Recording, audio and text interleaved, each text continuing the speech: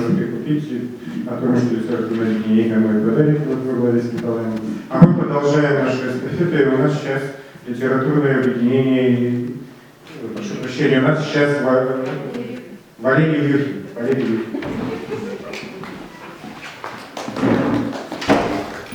Валерий Николаевич.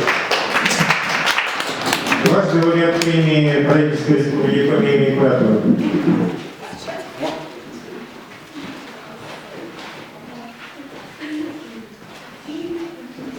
Микрофон. Всем добрый день, братья поэзии. Спасибо, что пришли. Значит, прежде я хотел бы сказать вот что. Когда я собирался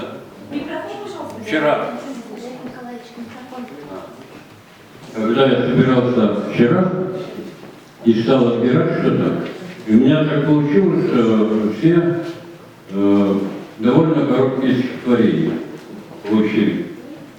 Не обессудьте, что есть. Две жизни, наполовину не отцветшие, по скосу тонкого крыла, одна неслась по сумасшедшей, другая струйкой текла, одна гремела водопадом, пока металась по стране, была другая, с ней рядом, но пребывала, как во сне.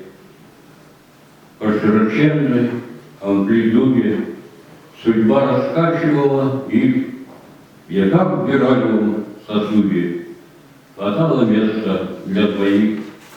Свело их истинное чувство, когда на многое готов, рассудочность и безрассудство их заполняли до краев. Еще особой приметой была как вызов тяга ввысь. В конце концов, на почве этой они водили слились.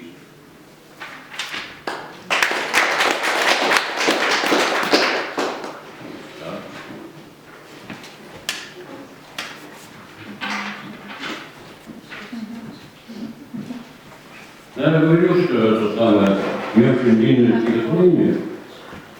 Хотелось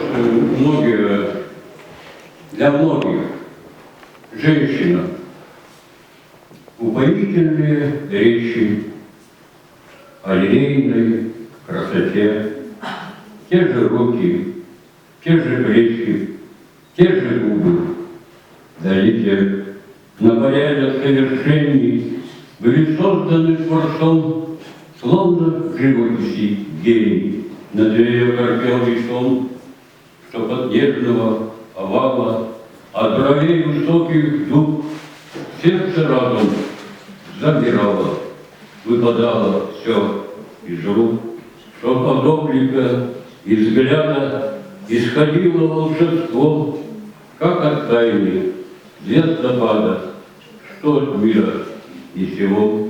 А еще Господь добавил, то, чего в мужчинах нет, величайшее исправил материнство дивный свет.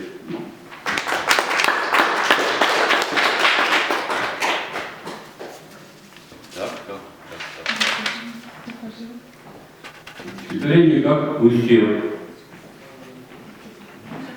Жизнь не в самом разгаре, но еще на кону. Я еще в Сыктывкаре, в светлом взгляде тону, и всегда при параде. Да смешно земной, но поэзии рядом не стою за ценой. Век придет косолапый, наступая на нас, кто успел, тихой сапой запорхнув на парлат. Все обыденней было, и провал, и успех, и природная сила поднимала, как всех, увязая на склонах, выпиваясь из сил, сколько капель соленых, как залу проглотил. Жизнь не в самом разгаре, но еще на плаву. Я еще в Сыктывкаре, для кого-то живу.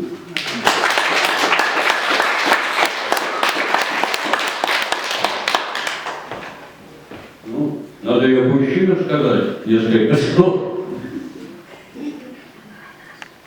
Иметь лицо сурового дядьки, не объяснять рисковый путь и не оставить ни зацепки, чтоб можно было упрекнуть, не выставлять, что сердце гложет, без необычных и с кем, и что Бог на душу положит, уже довольствоваться тем, ведь многократно перемножить чутья и опыта плоды, и знать, что чувственная кожа порой доводит до беды. Быть на... Ой, слушайте, я очки-то забыл.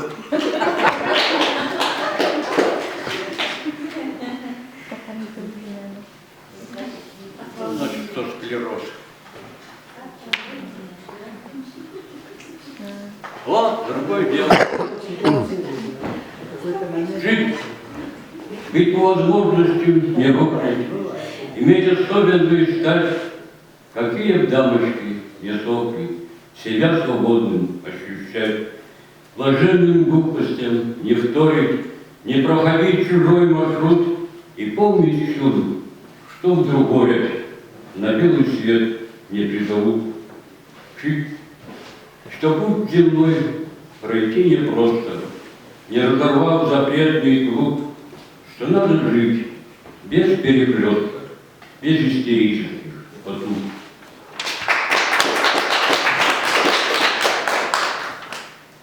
Я тут уже через одну вещь. Вот такое стихотворение метка. С чего этот трепет и страх трясет, как осеннюю ветку? Решилось ли что на небесах, и нельзя ли пока на заметку? Бывает, что мало, как шаг, и даже сочувствия мало, когда не на месте душа, а будто в больнице упала. Так эта неясность гнетет, что шутки развеять не могут. Какой еще выставят счет, какой поцарапает коготь, опять догоняет хандра, неясный пока обстоятель. И это уже не игра, где нужно отсутствовать, прячась фатальностью, воздух в пропах, как будто играешь в рулетку. Решилось ли что в небесах, или только поставили метку?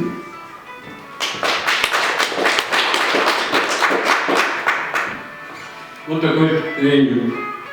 Расставание. Сниму с крючка пальто, скажу порога тихо: простите, если что, не поминайте лихом, была открыта дверь, сюда я не ломился, обидно, что теперь я здесь не пригодился. Вы скрасили удел привязанностью краткой, и я переболел сердечной лихорадкой. Мальчишеский задор, пожар осенний выше, а с ним любовный вздор, полученный из книг. Теперь пренебречь обидой в сердцевине, игра не стоит свеч, ни в будущем, ни ныне. Забыть бы в этот раз случайное по сути, не гневайте на вас, и вы не обессудьте.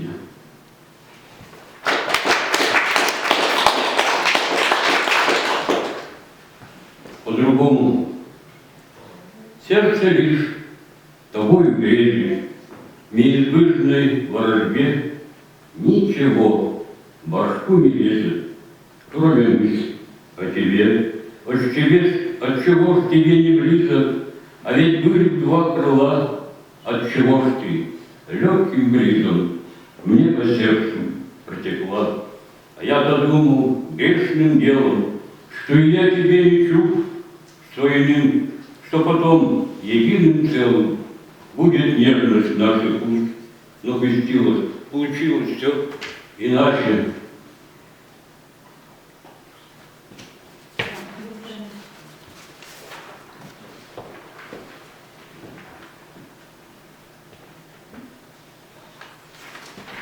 извините, карты передернул. Вот такое состояние художник, непритязательный художник, что сам себя предначертал, растет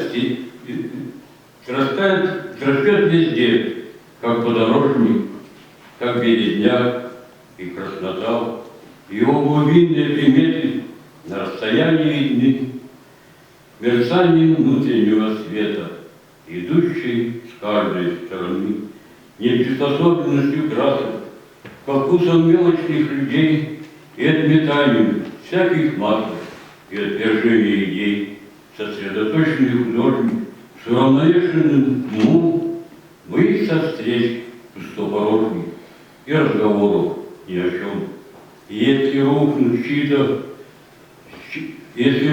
чьи-то школы предначертанием вопреки, не пропадут его глаголы и не иссякнут родники, бессрочный выборщик художник, что не случайно возник, он сам себе основоположник и в чем-то в жизни ученик.